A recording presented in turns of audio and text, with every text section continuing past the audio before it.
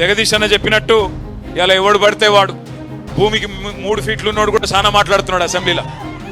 భూమికి 3 ఫీట్లు కూడా లేడు కానీ మరుగుజ్జు వాడు కూడా మాట్లాడుతున్నాడు. మరుగుజ్జు అంటే నేను మరుగుజ్జులను అవమానిస్తలేను, రాజకీయ పిగ్మీ అంటున్నా.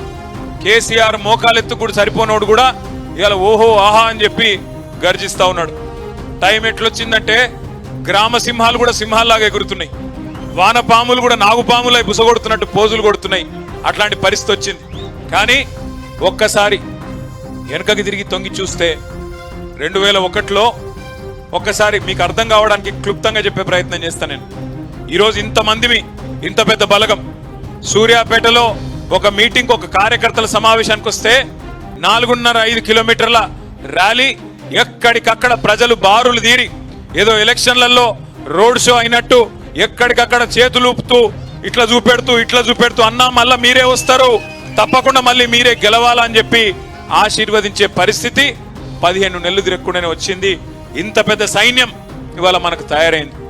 కానీ 2001